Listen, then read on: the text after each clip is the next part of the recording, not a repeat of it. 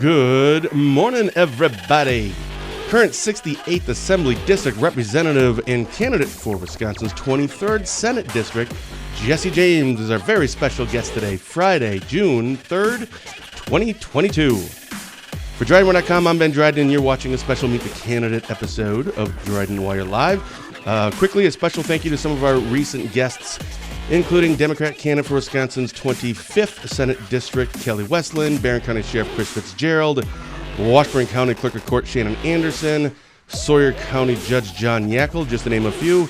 You can watch a recording of those shows and all of our live shows on our website at DrydenWire.com, on our Facebook page under our videos tab, or just go to YouTube, our YouTube channel, just youtube.com/DrydenWire.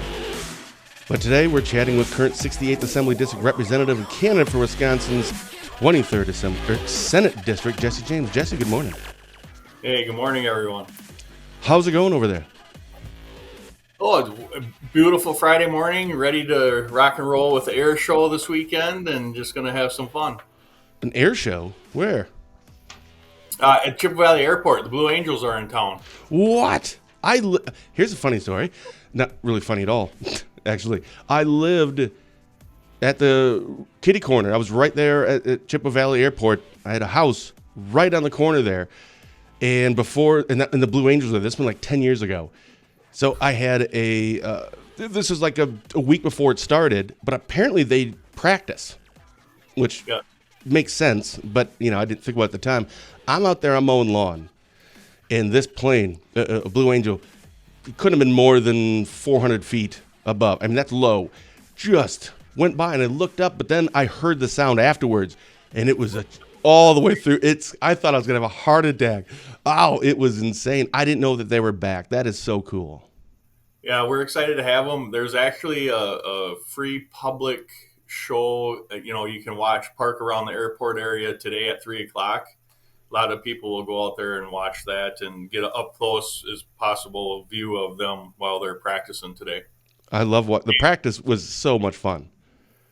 Yeah, that's the best part. They're buzzing yesterday around, and last night there was a veterans event at the airport where people could go and see them. Oh, good morning, Gay.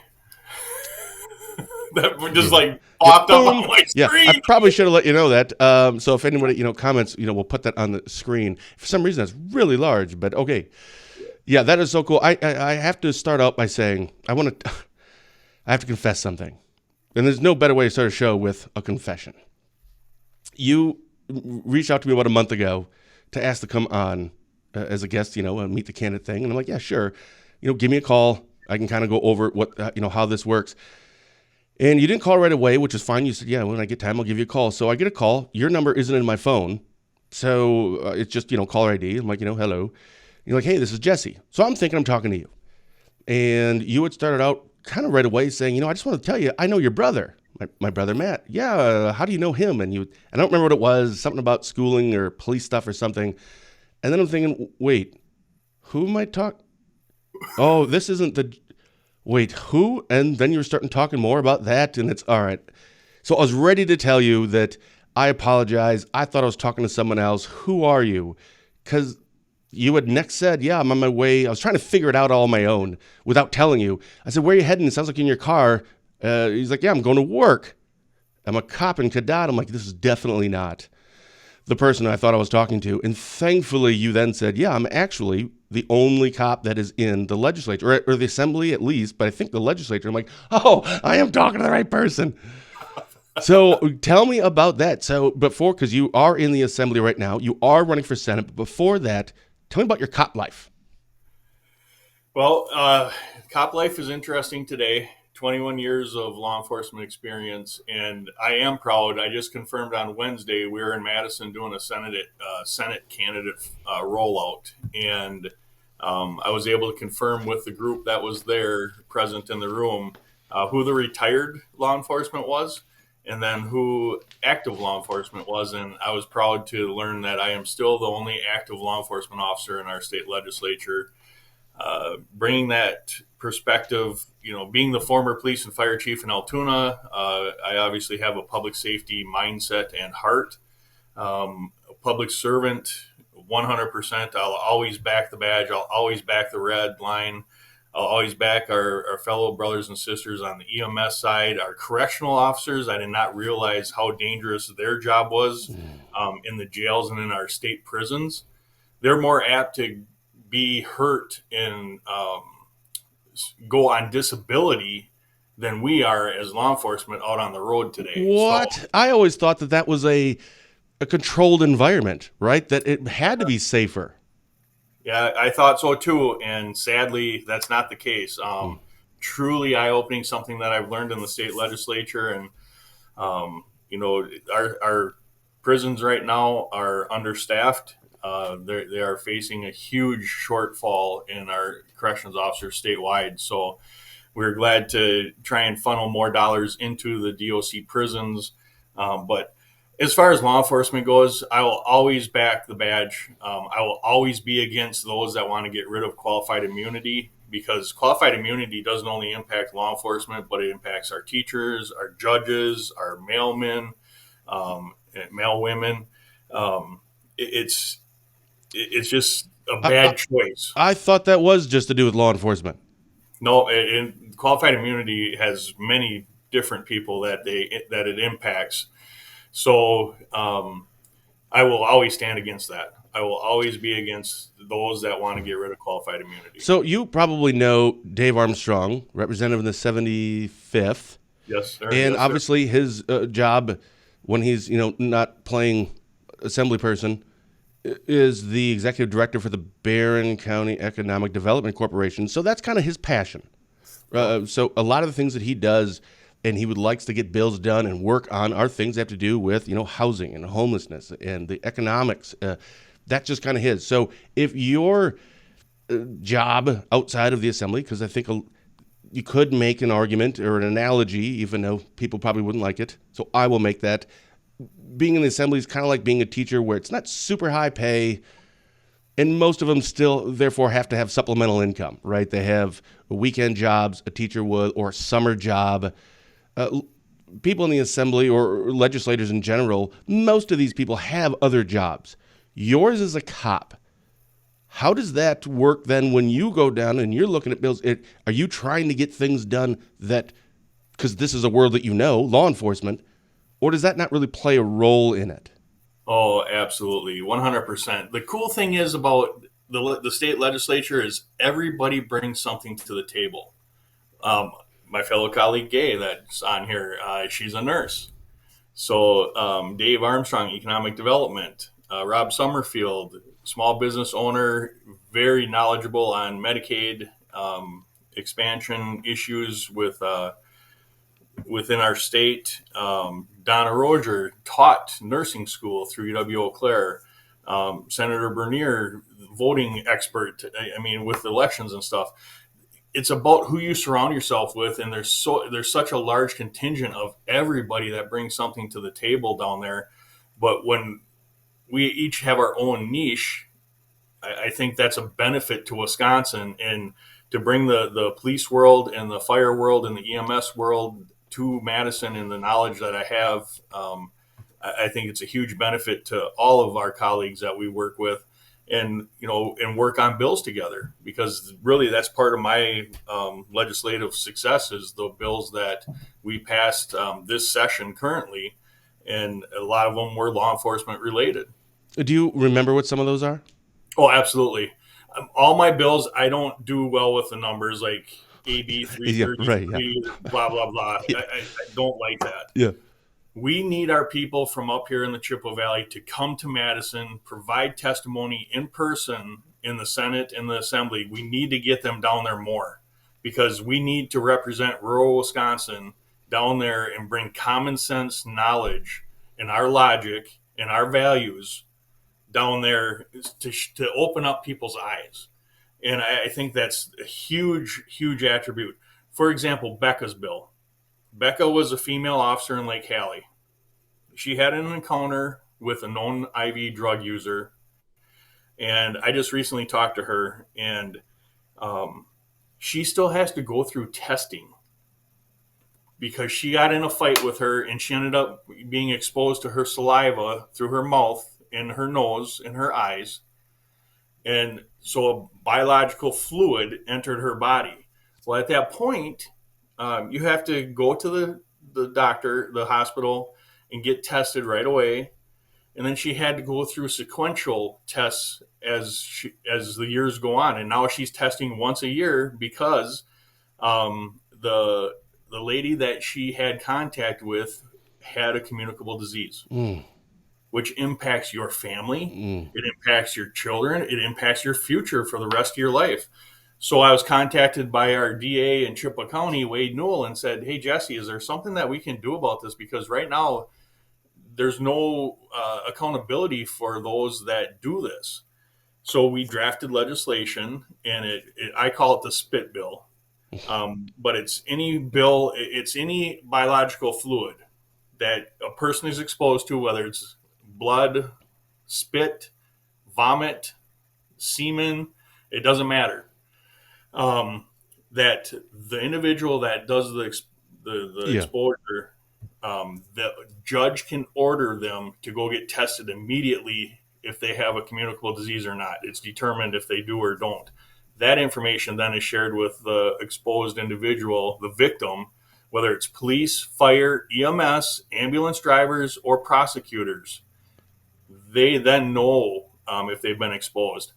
This is common sense legislation. That just, to be honest, that I'm not trying to, whatever. It's a great bit. I just assumed that was kind of just a thing already. Well, you're right, and it wasn't. So we made it happen for the 68th Assembly, and Becca was the individual that this bill is based on. I mean, it's just it's awesome bills like that. I know when my dad was a sheriff for I don't know how many years here in Washburn County, I had asked him that question, like, what's the worst thing? Like, because I was like in high school still, and so I'm asking like high school age questions, which I kind of still do, I guess. Like, what's the worst thing someone's done to you, like a bad guy? And he goes, I can deal with someone, hitting you. I can deal with aggressiveness. I can deal with the swearing, the name calling, all this stuff. I can deal with the death threats, but don't ever spit on me. Like that's like, no kidding. That's a big no. It's gross. Yeah. And people do it on purpose, and and sadly, sometimes they don't really know what they're doing if they're under the influence of alcohol or another drug, substance abuse, but it still doesn't give them permission to get away with it. And we need to hold them accountable for that, because it does impact your family. If I came home, and sadly it did impact Becca's as well, but you're not going to want to kiss my wife's not going to want to kiss me. They're not going to want to have the intimate relations. Our children, they might get scared and stuff. And you're, even as an officer, you're going to be more tentative and cautious in the contacts as well until So Becca, sadly, she's still going through testing. What other bills have you been a part of with law enforcement that you're? Yeah, so one of the cool ones, the last bill that was just signed by our governor in April was Heidi's bill, and that is in honor of Dr. Heidi Iliopoulos, who contacted me. She's our Altoona School superintendent, and she said, Jesse, we don't have anything in our state honoring as a special observance day for 9/11.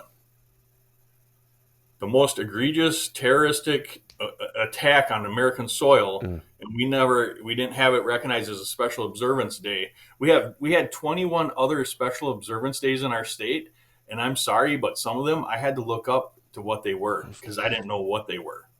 So there's certain things that the schools have to recognize as a special observance day. This does not mandate teachers to do anything. It doesn't mandate schools to do anything. Most of the schools in our area, obviously up in our neck of the woods, they do have some type of assembly or recognition. Yeah. But all I was just saying is in our schools today, they recognize 9/11. So and I think it's very appropriate. I would think so. Again, common sense, logic. Yeah. It's just, why not? Yeah. Yeah, So I found if you use logic and common sense and rational thinking, that usually doesn't go hand in hand with politics. well, but that's why I take pride in what I do, because I like to bring that to Madison and Boy. represent the people. It was an awesome bill. Heidi's bill was signed by the governor. Senator Julian Bradley joined forces with me on it on the Senate side.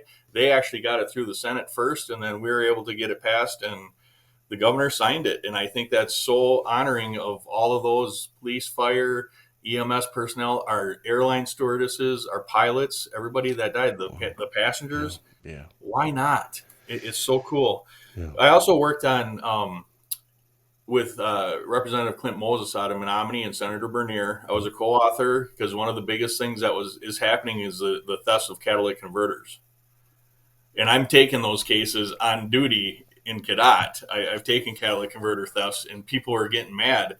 And there was a gentleman that lives near me that was out walking his dog on Double S out near between Altoona and Fall Creek, the country area, and he stopped and he was walking his dog, and when he came back, his catalytic converter was cut off. Oh.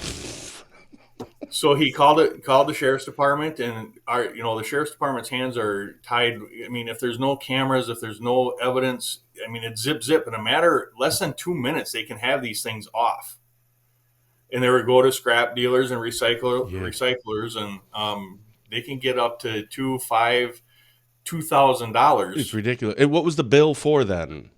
It regulates. It makes catalytic converters a proprietary article. So, like when you go and recycle something at a salvage yard, you have to prove that it's yours. Ownership. You have to prove. They have to show their driver's license. They get their license plate number, and then they have to show the title of where it comes from. That's a great idea. So, it helps because Minnesota passed it first, and then Minnesota bad guys and bad girls were bringing them to Wisconsin. Right, well, duh. Yeah. I used to run a car dealership many years ago. Actually, not that many. 10, 12 years ago.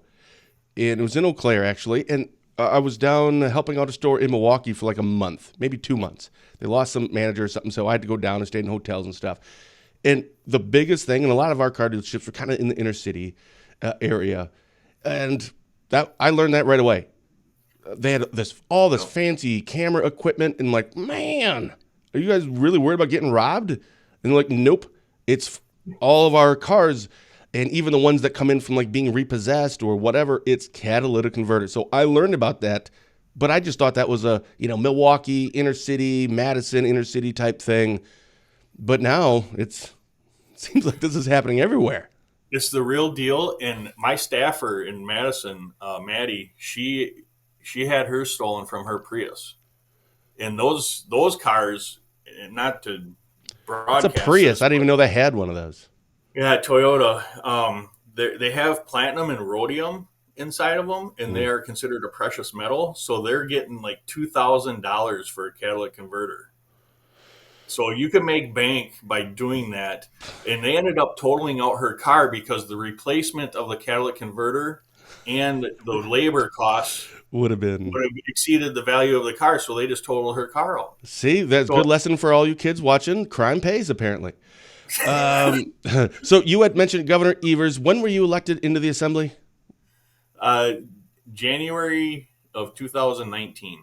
That was November of 2018. I won the election. Right. So that would have been Evers. So Evers has been the only governor that you have had while you've been in the assembly, right? Yes. Ben, okay, so it's not like something you can compare, like when Walker, I was there for 2 years, then Evers. So there's a juxtaposition or a comparison there. So what is the pulse? And I want to get into you're announcing that you're running for Senate, or that you have announced that you're running for Senate. You will be on the ballot in August. But first, how is it? I mean, you have a pulse on obviously what's happening down in the legislature. Is it going well? Good, bad? A lot of good things are getting passed. A lot of things are being left on the table. What is your take on how things are happening and how things are going down there? Well, as a legislator, your goal is to pass bills. That's what we do. We don't have executive authority. We don't have judicial authority. I think that our governor hasn't done the best job for Wisconsin, but by golly, the things that we've been able to accomplish, like getting the budget passed, everybody thought there was going to be a delay in both the budgets that we presented to him through the Joint Finance Committee, which is Republican controlled. That those are huge successes for our state. So there was some really good measures that were put into the budget bill that the governor signed, especially like this last one with the huge tax cuts. It's politics at play because I see his TV ads and he's taking the credit for it. He rightfully that's how the game works. Yep. So, but we know in our hearts that we, as the Republican legislature, we're able to get that through, and it's victory for all of Wisconsin. Is there one? The key. Is there one bill that you have authored or co-authored, sponsored, whatever, one bill that didn't get passed, or you're waiting to still get passed, or maybe it was vetoed? Well, yeah, I've had quite a few bills that I authored or co-authored. There was 15 bills in the 15 months of this session that we're currently in. We were able to get through 15 bills. 3 of them were vetoed, but 12 of them were signed by the governor. So that shows, I've told people that I was going to do my best to work bipartisan and get things done. And I think that just goes to show that if you put your mind and heart to it and you use your common sense and you don't make it divisive and you don't make it to where you want to fight all the time, because there is infighting that happens and there's discussions that take place. That's why 3 of the bills were vetoed because the governor didn't agree with the process. There's some bill like the butane hash oil. That's a bill that I call it the triple nickel bill because it represents one of the West Central Drug Force investigators down here. And he was actually on TV talking about fentanyl. So Aaron is his name, Aaron Ronaldo. I'm just going to say because he's in the media and it's covered. Sure.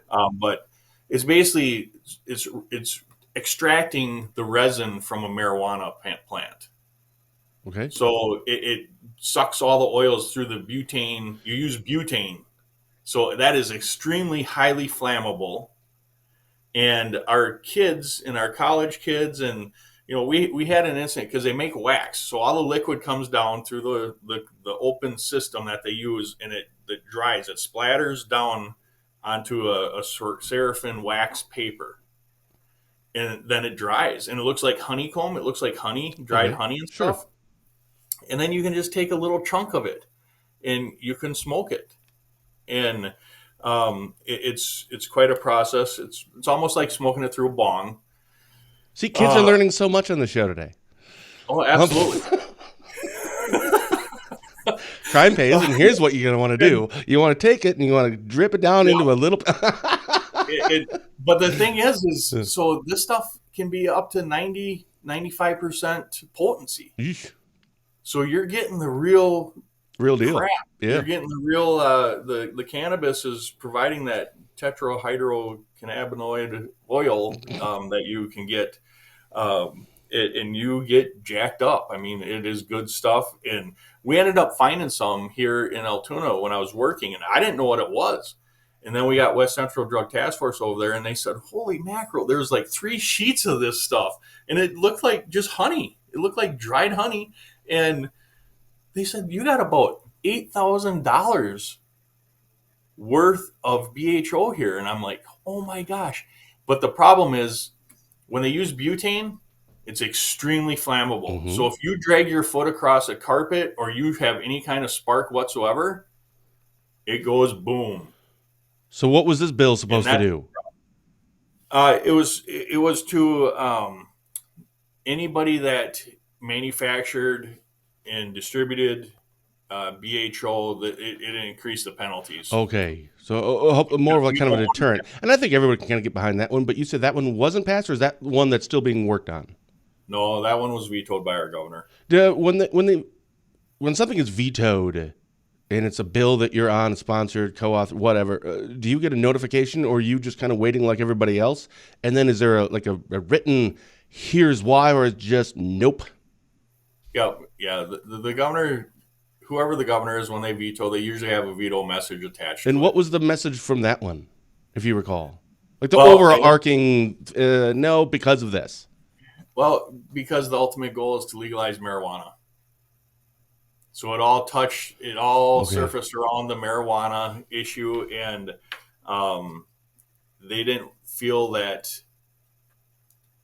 the there was language in there that increased the penalties, and they feel that with moving forward in the potential of marijuana being legalized in our state, that they didn't want to deal with.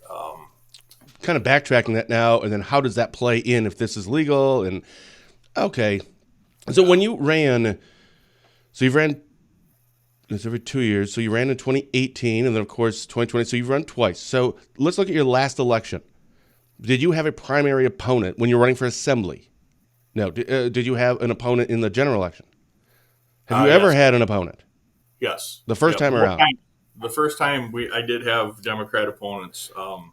No primary. This is the Okay. first. So what did I'm sure you remember this, maybe not specifically the number, but what did you win by in the general against your Democratic opponent? In the first term, it Yeah. was 58-42. And nobody ran against you last time. Nope, there was one last time. Oh, there was. And what was that one? It was 61-39. So I guess the reason I'm asking that is first of all, that was an increase, right, from the first time in Actually, terms the of. first time it had been 56-44. All right. Well, still, that's solid. That's legit. So likely, if you ran again this time for the assembly, likely to win. And that's not your words. That's my words. I would say that you'd be likely to win. But instead, you decide to run for Senate, which means, and most people know, if you don't win either the primary or the general, you're out of a job in the assembly too. It's not like, okay, I guess I'll just go back to the other one. It's a big risk. Why take that risk? Well, Ben, it's for me, it's about opportunity. Okay. Um, it I will never get this opportunity again. Because. You look at the big picture. This is an open seat right now. Mhm. Typically, you are an incumbent legislator, like if I would have ran for the 68th again, Mhm. I probably So what I mean, you would have likely been would have okay. won. Right. I probably and I would have been comfortable. Mhm. However, God doesn't want us comfortable, and Unfortunately not. this time around, with the primary at play here, it is not comfortable by any means. Mhm. It's not comfortable. I August 9th is going to be here before we know it, and the opportunity arose, and I had conversation with my wife. Uh, she is obviously my number one supporter, and she said, "Honey, back in 2000, do you remember what you told me?" And back then we were girlfriend boyfriend, and she said, "One day you said that you're going to be a senator." Now I'm getting a little bit older. I just turned 50, so I didn't quite recall that exact statement on how she phrased it to me. But you know what? When you have something in your heart, and you are in the state legislature, you're moving up to the upper house, and there's 33 senators in our state and 99 representatives. So you have Rob Summerfield, myself, and Donna Rozier. Rob Summerfield is out of Bloomer for the 67th. I'm in the 68th, and then Donna Rozier out of Marshfield is the 69th, and that will make up the 23rd Senate district. Mhm. And you're taking on more of a higher profile. You're taking on more constituents. You're about almost 160,000, 170,000 Mhm. people that you're going to be representing in the district. And you know what? My whole life, you go from you go from when I got home from the army. Um, I kind of had some problems. I had some problems. I had a drinking problem. I had some law enforcement issues. I've been to jail. I've had warrants for my arrest. And you had to make a choice because when I found out my son was going to be born in 1995, I had to make a choice. And then that started my life to recovery. And this December, I will have 25 years of sobriety. Congratulations. When you live, thank you very much. When you live that life and you just are real about things in life, and I'm just a normal Joe, you can bring that perspective to Madison. And that's what I take pride in. I'm not the silver spoon kid. You know, I've been called white privileged racist Republican and millionaire. I was called a millionaire. That's the key word in that one. Nice, And dude. I'm just like, You're a thank millionaire. All right. Hey, we got some advertising spots open on DrydenWire if you got that kind of money. you. It's like, come on, you don't know my story. You don't know me. And that's what one thing I bring the value of having an open mind. And I'm going to take advantage of opportunities that exist in front of me, regardless, because everybody has this opportunity to run. Mm-hmm. And that's what's being said. Why you're at the seat? You have a seat at the table already. Why are you doing Right. this to us? Yeah.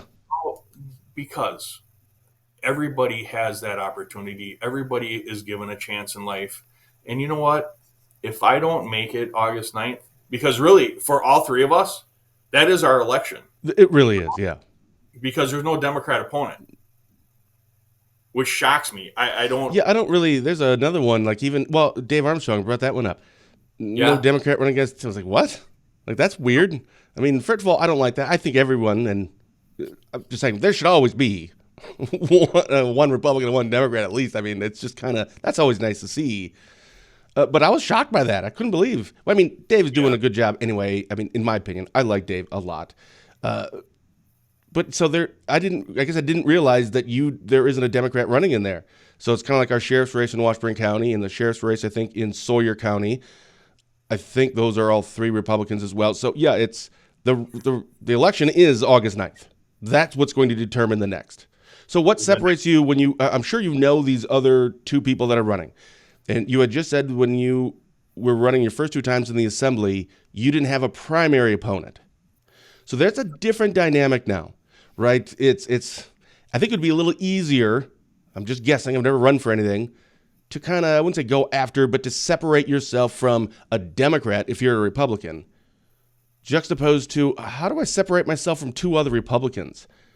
Because you don't want to go, especially because you're Republicans, you try not to probably do like negative stuff, but you do need to point out some things because that's how it goes, because you do need to separate yourself. How does that dynamic work? I'm sure you know them or know of them, Sure. that relationship. Maybe there's a personal relationship there. How does that work? That's got to be kind of awkward.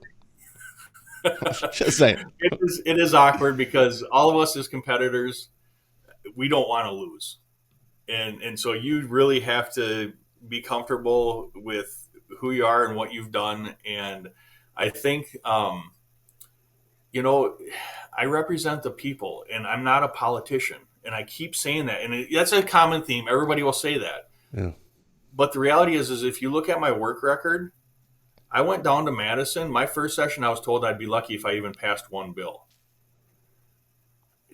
I was able to pass a bill, and it was regarding veterans. It was the Military Veteran Tuition Assistance Act, and that benefited our veterans that were coming back home and going to school. If our federal government can't get their crap together and balance a budget, our veterans back at home here shouldn't have to be kicked out of school and be assessed late fees because they didn't get the GI Bill funded to the tech college or the UW system. So that protected our veterans that are in school. That's a good bill. It was a good bill. I joined forces with Senator Dale Koyenga, and it was such an honor and a privilege. Name dropper.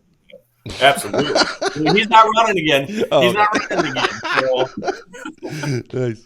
But I remember these things because it's like, this is what impacts our people here in Wisconsin. Yeah. And if, again, common sense logic, it is weird with the three of us each one of us brings something unique perspective to this race. But I am running on the common sense bills that we've already worked on in our office, bills that save people's lives, bills that will improve our children's lives. Ashley Peggs, Ashley in the 4 bill. She has 4 children. Dan Peggs was a superintendent in Altoona that got nailed for the manufacturing child pornography and human sex trafficking and all that little thing, right? And Ashley contacted me last September, and she said, "Jesse, I can't change my girls' last names, and they're getting bullied and harassed at school, and I'd like to look at this. So I joined forces with Senator Joan Bawig, who's the chair of our children's committee down there, and we were able to put a bill together that would anybody that was convicted of a child sex crime or a violent crime in our state, and they were sent to prison, though they only needed one parent consent to change a child's last name. Whose name? I guess maybe I missed that part. 4 girls. So Ashley Lean now, she took her main name back, and so the girls are able to change their names. So wait, it was their father? Their father that was sent to prison. Okay, I must have missed that part. I'm like, who's wanting to change their names from this? Yeah, I get it now. Too, because the girls were being bullied and harassed at school, and because they put the last name pegs together for the kids. Got it. Then so now Ashley, it was so cool because on March 17th, St. Patrick's Day, the governor came into the Capitol, and Ashley's bill and Ashley in the 4 bill was the only bill signed that day. He made time for her and the girls, and this kind of plug in governor ears, but you know what? I don't care. Hey, you respect where respect is deserved, and that's respectful. Because she had a court case coming up April 5th where he was going to fight this. And with this law being signed that day, that prevented her from having to pay any more court fees, because she had to pay court fees for each girl to serve papers to him in prison. And it was just astronomical money that took place. And there's Becky from Chippewa Falls. She was down and provided testimony as well with her husband and changing her little guy's last name. This stuff impacts our kids. So previously, it would, for a child to have their name changed, they would need 2 or both parent signatures if they were alive, I'm assuming, right? I'm sure there's stipulations if one's passed. And this bill meant that if one of those parents was convicted of something, a felony or an XYZ, is it just child specifically? Okay, then you don't need that other one. Correct. That person. Got it. Your children should not have to answer that. Also, I agree with Larry Olson here. That is also common sense. That just seems like, okay, I think we can all get behind that one, right? And that's not a Republican thing. That's not a Democrat thing. That's just the right thing. Yeah, and also I have to brag a little bit here. My staff is phenomenal, and we are able to get legislative ideas from a good friend of mine, Dave, and we have a legislative preliminary draft for a Lily alert for Lily out of Chippewa Falls that was murdered and sexually assaulted, and we are planning on having a meeting. Coming up June here, I think June 16th, we're going to bring all the stakeholders together and we're going to review this bill together. And Lily Alert, what it'll do is it'll give law enforcement agencies the opportunity to gather the information. If there's reasonable suspicion that there's some suspicious activity involved with the missing child, they will be able to broadcast this through the Wisconsin Crime Alert Network. Outstanding. Now, that has to also be, please tell me that this is true. It has to be. This has to be Republican. This doesn't matter, right? This is it doesn't matter. Everyone, because most things, let's face it, someone's going to take a side and it's going to be like their bill. Republicans did this and Democrats, well, since you're doing it, we're against it, I guess. That's not one of these though, right? Right. No, it's not. Oh, good. We have such a good contingency in Madison. The reality is, and the media doesn't cover this very well, is we do have good working relationships with each other. When it comes to the best interests of our children, you cannot go wrong. Anything that we can do to better enhance, fighting for our future is my campaign theme, and it is about our kids. Anything I can do to improve the lives of our kids, especially in the foster care adoption arena, the mental health. Senator Bernier and I got the mental health beds coming to St. Joe's to help law enforcement. Again, another law enforcement thing. We're waiting for Sacred Heart to finalize contract and stuff, or HSHS. But those beds are coming, and there may be some other cool things that will be coming out in the near future regarding that whole project. Well, that will be beneficial to so you say, Chippewa Valley, rural area. Dude, that's not rural. I'm just saying. Rural is up here. Come up to, Washburn, Sawyer, and Burnett, and Rusk. Yeah, that's rural, but neither here nor there. Yesterday, One thing, I think we're already up. Yeah, we only have about 5 minutes left here. Yesterday, I saw on, I think it was just on Twitter, and I saw Janet Bewley, Senator Bewley, had put something up about they were all meeting for gun legislation, something. So I'm assuming it was a Senate thing. So maybe you're not aware of it. Or maybe it didn't happen anything with the Assembly because she's a senator, so probably would have been there. What was that about? I didn't get time. There wasn't like a link to click on. It was just a picture, and we're all meeting to talk about gun control and this. Obviously, that's a pretty hot topic right now. Is there something in the works right now in Wisconsin for a version of or addressing the topic of gun control? No.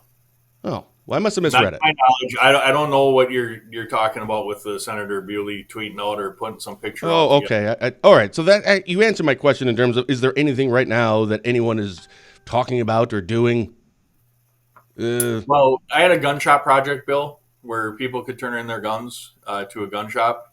Really, this is, again, it's up to us being loved ones to call people out. If we know that if I have a child that's hurting right now, that has some mental health issues and they're acting weird, as a parent, we need to do something about that. And it's an obligation as a parent, because that's one thing that we've lost in America is our faith, our fathers, and our families. And we need to be able to bring that back together and be able to call each other out in the name of love. Amen to that, brother. And I did find it real quick. So I went to Janet's thing. I just want to make clarify this. It was 21 hours ago. Senator Janet Bewley. This morning, I joined my Democrat colleagues in demanding gun safety reform in Wisconsin. After the tragedies witnessed in Buffalo, Uvalde, and Milwaukee, it is past time we take meaningful action to prevent gun violence. Everyone deserves to feel safe in their communities. Then there was a picture of like a press release or a whole bunch of people up. I misremembered that, or I must have misread it the first time. There wasn't like a bill. It was just more of a, we need to do something. So do you think we need to do something with gun control? Absolutely not. Guns aren't killing the people. The people are killing the people. And that's the issue. Going back to what you were just talking about, right? Absolutely. In Altoona, when I was the chief here, we safe kept guns. Families could bring their guns into our agency, and we would safe keep them for them if they felt that their loved one had some issues. And there's even one lady that said her husband was getting dementia, and God bless him. She turned in the guns for us to dispose of them. And they were disposed of in Madison. They were taken to the crime lab and disposed of. We as family, as loved ones, we have a duty and obligation to take care of this first and foremost, and hold each other accountable. That's what it comes down to. It's not any legislation. The bad guys and the bad girls that are out there are going to still have access to the guns. And the thing is every single shooting incident after the fact, people are coming out and saying, oh, yeah, this person messaged me or on Instagram or Facebook and they said something. Or, oh, this happened previously. Every single time. They had a manifesto on 4chan like 2 weeks ago. And it's like, well, all right. Why aren't you saying something that could have helped? And it doesn't matter. As a cop, I would love people to call me and I will take a time and number every single time. If they feel like there's something suspicious going on, 9 times out of 10, if you make contact with that individual, you can help them maybe rethink things. And we take all these calls serious. So the next time I buy something without asking for my wife's permission and she's upset, I can just call you. And you're like, yeah, I'll take care of it, right? Yep, because I think she's pretty angry. So, okay. Hey, where can people go and find out more about? Wait a second. What shirt are you wearing? Oh, yeah. Top Gun. Yeah. Hey, That's awesome. My daughter got this for me for Christmas. Top Gun's my favorite movie, and I cannot wait. I can't go see Maverick right now because obviously campaigning doors is important. But in honor of the air show and just Maverick out there, I'm ready to. That's the last thing I want to do on my bucket list is try and get a ride in one of those jets. But I don't think it's going to happen. Well, you're a politician. Use that to your advantage, right? I mean, come on. You can be a little corrupt. I got to ride, did a law enforcement aerial detail with State Trooper Bill Lindemann. Now, that'd be cool. That's kind of close, but nothing. It's not the same. I think the gas prices are a little different for them too. It's not like, it's a few bucks to take you around on that plane. I mean, that'd be quite a bit. Where can people go to find out more about you and your campaign running for the 23rd Sure. Senate District? Well, you can always visit my legislative website at rep.jessejames. There's a whole bunch of dots in there now. Yeah, there's a lot of dots. Just Google that. Yeah, just Google Jesse James, or votejessejames.com is my Senate website. All right, what are you up to today, and what are you up to this weekend? The air show. Where are you heading to today? Oh, no, actually, I'm working as my law enforcement duties. So you're not. Oh, I see. I don't get to go to the air show. How long have you been a cop? 21 years. And you had at the very beginning, I brought up that you had told me that you knew my brother, Matt. Matt, yeah. What was that from? We went to school together at the Chippewa Valley Technical College. And then we followed each other. Cop school. Yeah, and he made it to chief of police in Wheeler. Yeah. I made it to chief of police in Altoona, and the brotherhood's still there. I'll always back the blue, and I'll always have my brothers and sisters' backs. All right. Hey, man, thanks so much. Good luck, August 9th. Thanks for being on. I appreciate it. Big day. Thanks, Ben. All right. Special thank you to our guest today, current 68th Assembly District Representative and candidate for Wisconsin's 23rd Senate District, Jesse James. For DrydenWire.com, I'm Ben Dryden. I'll see you right back here next Tuesday when Barron County Sheriff Chris Fitzgerald and I will be back for, I believe, our 98th episode of Positive Tuesday with Ben and Fitzy. Until then, of course, wishing all of you a safe, happy, and wonderful weekend. Thank you for watching, and have a blessed day.